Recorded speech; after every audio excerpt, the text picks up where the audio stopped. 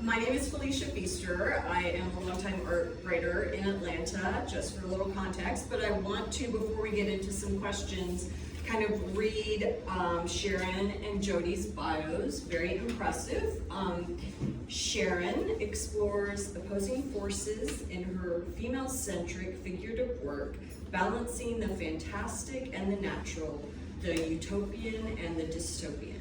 Working across diverse media and scales, she considers painting a cunning vessel for tension and insatiable longing, simmering just beneath the surface.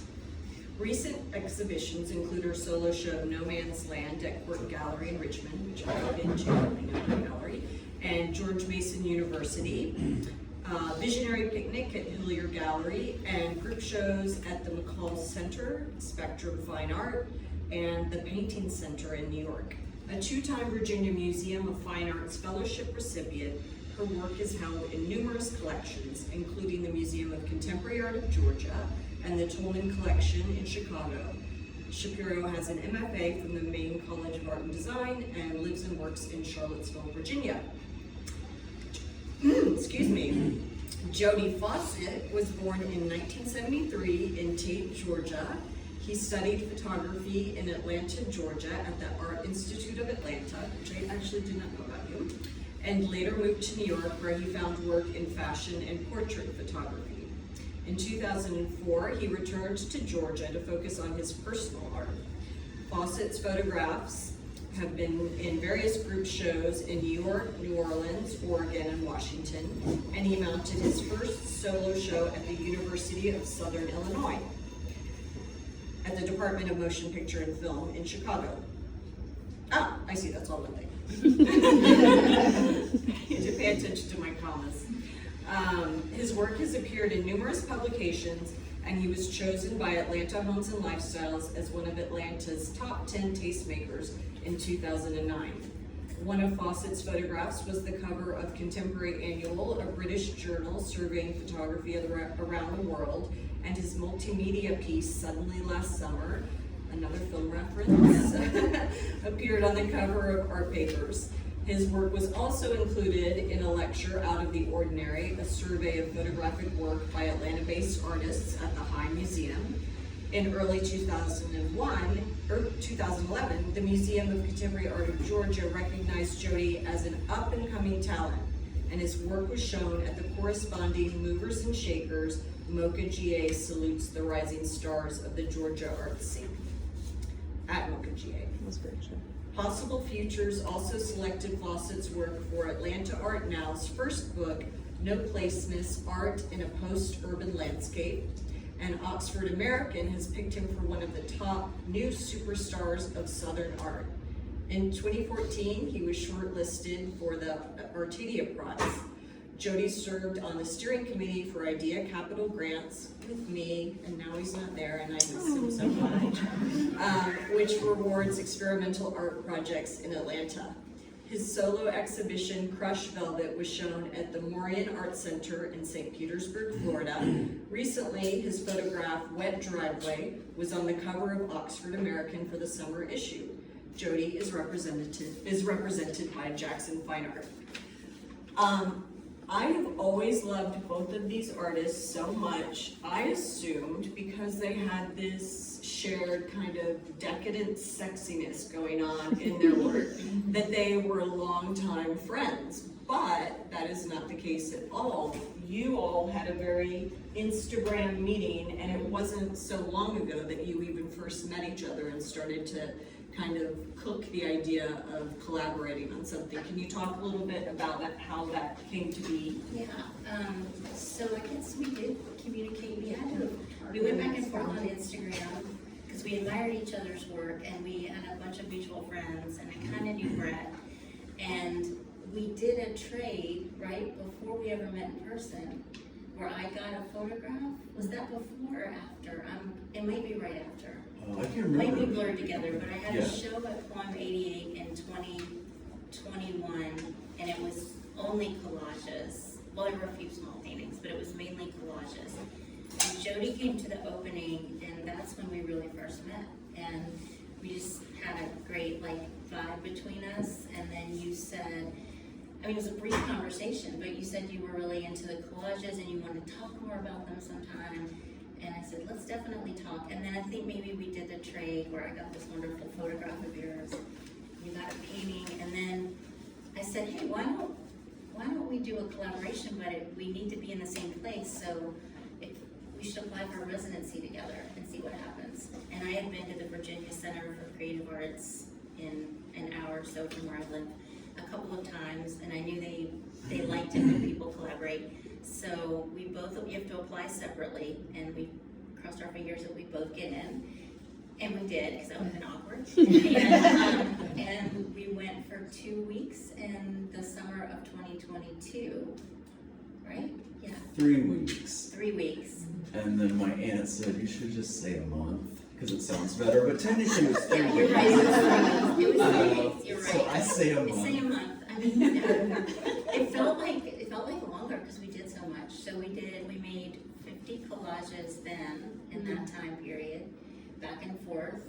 And then, so what we would do is, you want to talk about what we did? Because that was pretty fun with our separate studios. And then Yeah, and that was my first residency, just for different issues. I never apply to them, or just, it doesn't happen. So, and collaborations always get mentioned.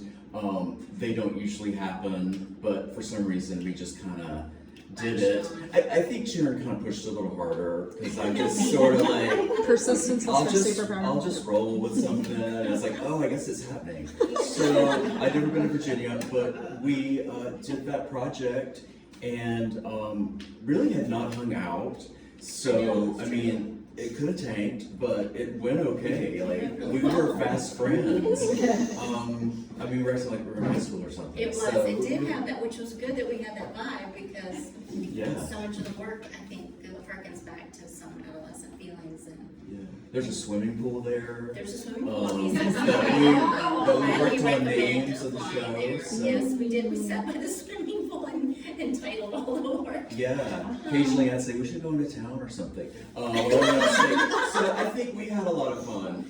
So it worked out really great, and we had 2 separate studios, and then the project began with. So I guess we can talk more about it later, but we both collect magazines, and I mean, I have a vintage collection that's like 50 years old, that I've been carrying around everywhere, and now I'm just kind of taking But yours things are more apart. like fashion or. Yeah, I have a lot of like old horror magazines, and then like these Italian fashion magazines I've been collecting. So they just keep traveling everywhere, and now I'm just wanting to dismantle things. So we just, between studios, we go back and forth. And well, the other thing we agreed to before we got there, do you remember this? It was your idea. You said, we both have so many magazines in our archives, because I have Playboys probably from the late or early 60s all the way up through like 1990. I have tons. What is that, Sharon? Should I answer that now? Finish your story, then we'll go back. Okay, but we'll come back. And so I had those, and then I also had a ton of Life magazines, Look magazines, Nat Geo, and we both agreed we're only going to bring 30. It was 40. 40. Yeah. Not 40. Just bring 40. And so we just had 80 magazines to work from. Yeah, I said it was like working on an album, Yes. because I always think about albums. But I was like, can you come up with 40 tracks, Yep. and then like find 10 out of that? So that's always like a starting point for me. Yeah. And it kept building, so yeah. So the magazines we brought were really different, but they were vintage, and we would go back and forth. So one of us you would take 10 sheets of paper, I would take 10 sheets of paper, I would lay one thing down on each piece, and you would do the same, and then we would switch.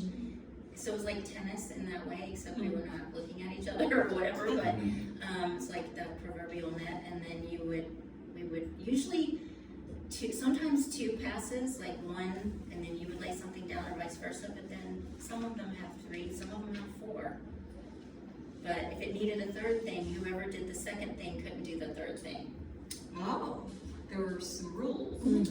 Yeah, it was games, so it was fun. Also, it's a different direction for me, and she really kind of showed me new ideas to play with. But when I do photography, everything is so just like thought out, like how many strobe lights you're doing, Does the hand look good? Like, I'm just neurotic on that. So I think there's just like some sort of abandon you can have with collage. That was a lot of fun, and she kind of showed me a lot of things to do. So it was great. Neat stuff to do. Yeah. Too. Yeah. Like you're framing, and I think that's probably from being a photographer, the way you frame an image. That the ones that you see that have like the more distinct framing of an image are more Jody. Interesting. Yeah. And it's just your cutting too. Our cutting styles are slightly different, and something you did that I didn't do until now is that you would cut a shape. Like one of my favorites is not his first rodeo with John Wayne. So I did the television, set that down there at the bottom, mailed it to Jody because we did a whole other grouping this year in January and February 2025, round two. And I had no idea, of course, what you're going to do. And then I get it back, and I was like, oh my God, it's perfect. I don't need to do anything. Because the way you would cut that figure with the cowboy hat, like, you know. Yeah, I just flipped it, so it was on the other side, and it's like, oh, this is actually better. So, you know, it's just a little bit more playful, I think. So, it's just different than working on like museum glass and like worrying about certain things. So, just slashing things up feels kind of great. Okay, y'all, I'm starting to feel like that person at a party that two people want to talk to each other and they're not just like in the middle. I have some questions. Yay. Firstly, what in the hell is with all the naked magazines? And then when I look at this work, when I think about my own childhood, when I think about this kind of magazines, which we all stumble upon at some point in our lives, the act of creating these collages to me feels a little violent. It feels like control. It feels like taking something that is foisted upon you, this pop culture dominating, this is what sex is, this is what class is, this is all imposed. But what you all are doing is taking those magazines and cutting them into your own sort of worldview. So I guess number one, I'd love to hear about the fascination with vintage and naked people magazines, because they're playgirls here. There's some playgirls. Yeah. So there was a time when women could look at naked men in the 70s. Imagine that. So that, and then that act of cutting and rearranging and how that feels to you as an artist. So, my parents got divorced when I was really young, and in the 70s, there wasn't really like joint custody, but I saw my dad every Sunday, all day Sunday, and on Thursdays. So on Sunday, he owned a clothing store. So on Thursdays, I would typically go to the clothing store. So there's the fashion, you know, I started drawing from mannequins and clothing when I was really young and bored. And then on Sundays, I'd be with him in his townhouse, and we would do some fun stuff. He loved film, we'd watch old movies, we'd, you know, go do things. But the one thing my dad had out in the open, unlike most dads, who probably had them, well not all dads, but some of them, he just had Playboys everywhere. He had Playboys everywhere, and he had Bon Appetit. So, this is a man of sensual pleasure. And he had taken cooking, he had taken on cooking after, I guess somewhere he probably, once he realized he didn't like the food in this little town we grew up in, because he was from New York and we lived in West Virginia. And so whenever he wasn't looking, I remember from like age 6, 7, 8, 9, they were everywhere. They're in the bathroom, they're everywhere. So I'm looking at them because, of course, why wouldn't I be, you know? And that's sort of how I first learned about sexuality.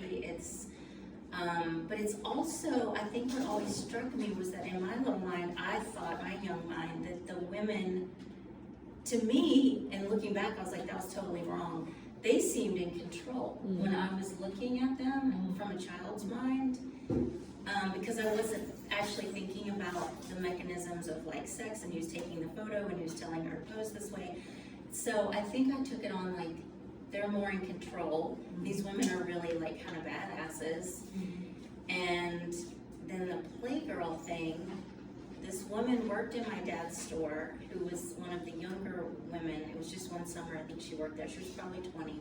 And one day he said, you know, Cindy, can you take Sharon and go do something with her or whatever? So we go to Cindy's house, I think so she could smoke weed. And, and she had Playgirls. And I was like, wow. There's nothing going on in West Virginia. There's nothing. There's a lot of porn. Yeah, there is. And I was just like, wow. So I was looking at the, I feel like my memory could be wrong, but I feel like she was like aiding and abetting that. But it was quite something. And so then when I realized you could buy them on eBay, I didn't really start collecting Playgirls until about 10 or 15 years ago.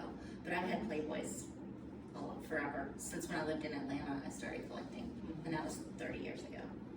So yeah. What sort of magazines did you have around the house? I think, I mean, I had horror magazines because that was kind of interesting to me in the 80s. I was really into Brian De Palma.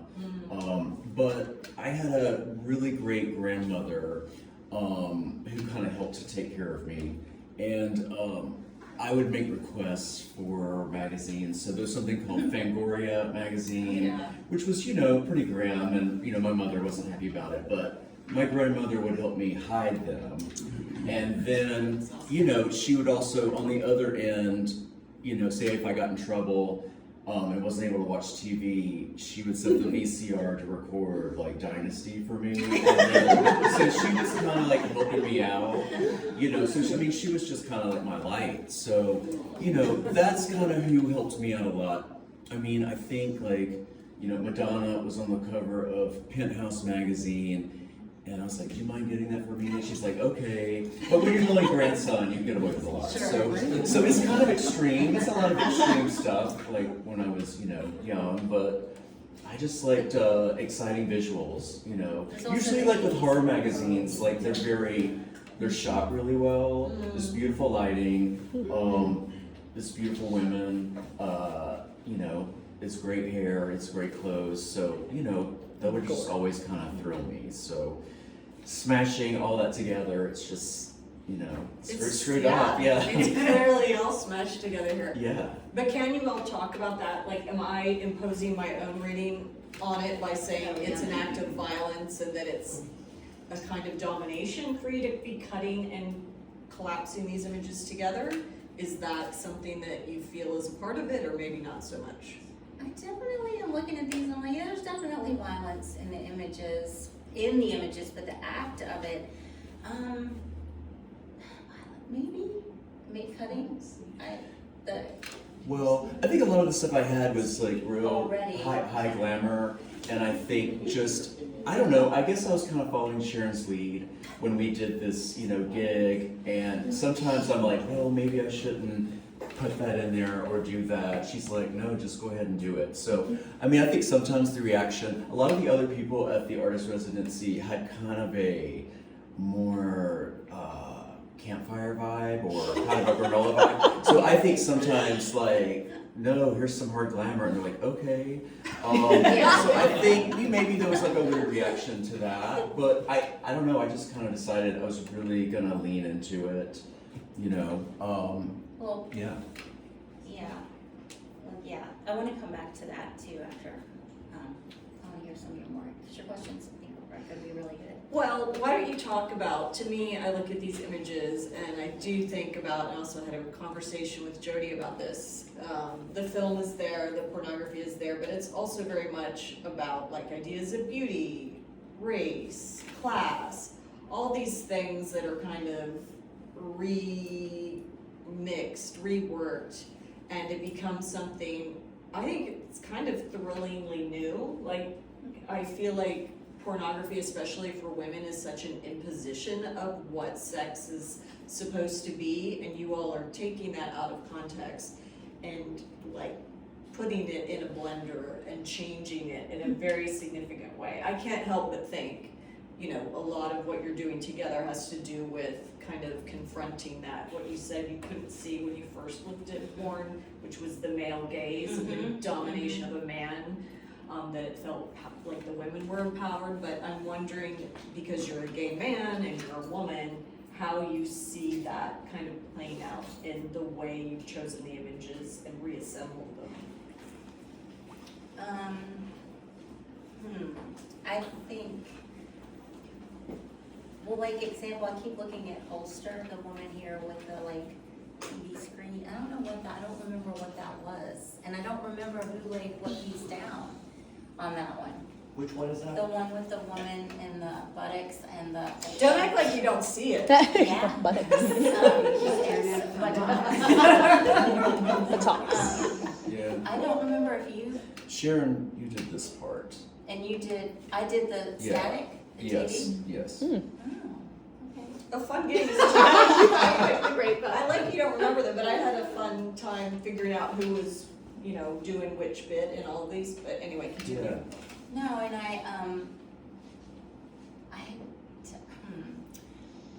I do think there's this bit of, like,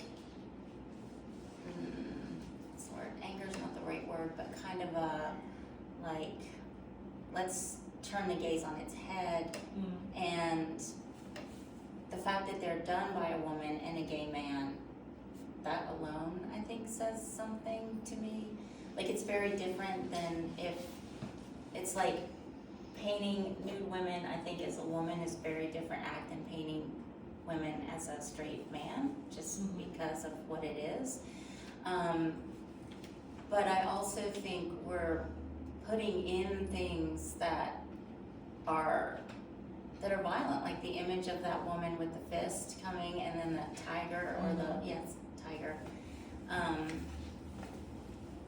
So yeah, I think we're working through some stuff, but I guess I'd have to think about that a little bit more. Well, even that image, I mean, to me, I look at that and I see like the vagina dentata, I see like aggression related to this naked woman, so kind of back to your point about the women in these images can feel empowered. Here, it seems like you're even more so empowering them. It doesn't feel as much like a woman surveyed as a woman kind of expressing this kind of rage and violence. So, do you, like, when you cut out these pictures and put them together with Sharon, do you feel like, oh my God, I'm sounding really Freudian and weird right now, but do you feel like it's a kind of clap back to the culture at large? I mean, I think the main thing when I started working on this was, it just was things that I was just really interested in. I mean, I love animals, I love horses, I love, what's the word, like exclusivity, which kind of comes into a lot of these like gates in front of mansions that looks like country clubs. But also I love like a beautiful female figure. I think I look at it a little differently, like it's my favorite shape. I think it looks great. Also, when I'm like, you know, with women, it's always just putting things up here on a pedestal, which might not be like great for everybody, but that's how kind of I work with these things. I kind of lean into Sharon sometimes to be like, is this cool? Well, sometimes she would kind of shut something down, so. Can you think of an example? I can't think of one. I think, well, I don't know, but maybe just something almost like pulled us too far into staring at someone's face. Yeah. That she just kind of obscured it. Maybe, or too Yeah. obvious. I don't think it was too risque that I would have shut down. No, but I think it was like, I think you needed to make it weirder. It was almost like just too much of a female body, and you're like, no, let's just shut this down. I think you put like some carpet on it or something, which then got me very excited because it looked like, I thought the voluptuous were of Karen Black, like the color palette. So, yeah. But I think, and I think maybe this is the point where we talked about the theory of the studium and the punctum in a photograph, you know, that the woman works. I can't remember who said where he talked about, you know, he's a philosopher and photographer, and that every photograph has what's called a studium, which is what we all recognize. That's the name he gave for it. So if you look at a photo of, let's say, John Wayne in that man's face, you're gonna recognize that cowboy hat, you're gonna recognize John Wayne, you're gonna recognize a television set from the 70s or 60s. And we all have associations with those things, but then the punctum is like the thing that punctures us, or the thing that kind of turns the knife a little bit, and that, to me, it's different for everyone. That's the other thing about the punctum. The studium is more what we as a culture all kind of have access to, and the punctum is what we're gonna each take what was weird about it, and for me, it's that, and I have no idea if that man is gay, but to me, that man is gay, and we're doing a little number on John Wayne there. Like there's a little like twist there, like, you know, maybe John Wayne was actually gay, and that was his hyper masculinity, that he had to be the way he was, and like be dragged out of the Academy Awards trying to take a swing at someone. I think at some point, when I think it might have been the year Marlon Brando sent the American yes, Indian I to the think Academy that Awards. he wanted to go like physically assault her, and they had to like take him, like he wasn't that great of a guy, you know what I mean? Well, you see some stills of him back in the day with a cigarette like this and short shorts. And I don't know. I mean, Yeah. So it could go either way. So that, I think we started talking about that when we were making these, and you said like that was too literal, or that I would think that, and then I mean, I was thinking of a lot of things when working on this, but also I kind of got to a point where, so I've been photographing my family, and then worked in fashion for a while, and then the last couple of years was like, oh, should I like leave women alone? Like, should I stay in my lane and just like not project my thoughts? And I think we talked about it a little bit. I could be wrong, but I feel like Sharon might have felt like, well, that's fine, but not right now, because we're about to start a project and we kind of want to work this through. So for some reason, I think because we were dealing with this material, I guess I went kind of hard with it and just was like, well, let me just lean into it. But it's something I think about. This you know, lady says it's okay now. So yeah, but I mean, you know, I was raised all by women, so it's just what I've been around my whole life. I was raised by 3 women, so it's kind of what I know. But it is something I've questioned. Yeah. So feeling like sensitive about the particular politics of the time. I don't like to living project. in? I don't like to project all of maybe my ideas as to how I view things. So I've been kind of questioning it a little bit. But it seems like this must have been a really fruitful and exciting thing, because artists are so in their own heads, so in their own space. You are alone a lot of times when you're creating the work. It sounds like it must have been really exciting for both of you to have a collaborator to bounce ideas off of, someone you felt like maybe was a little bit of a kindred spirit. How did that feel as an artist to go there? I mean, she felt like an old friend, so kind of, it just was really easy, you know, what we could talk about. Sometimes, like, academically, it can be hard for me to find a way to figure something out, and she would kind of talk me through something and be like, oh, yeah, that makes sense. So she was really, like, just a good supporter. I was also fresh out of an MFA program that I got later in life, so that I was probably still kind of in that mode. Yeah, that's great. Makes sense. Torn off some, thank God, but yeah. And you were able to help her understand slasher films and hard glamour, is that what you call it? Yeah, hard glamour. Yeah, I mean, I don't know, I hope so, but Yeah, we even- I like to bring the bar down sometimes. So if it's up here, let's kind of get down in here a little bit. So, you know, I can kind of like trash it up a little bit, hopefully. Yeah.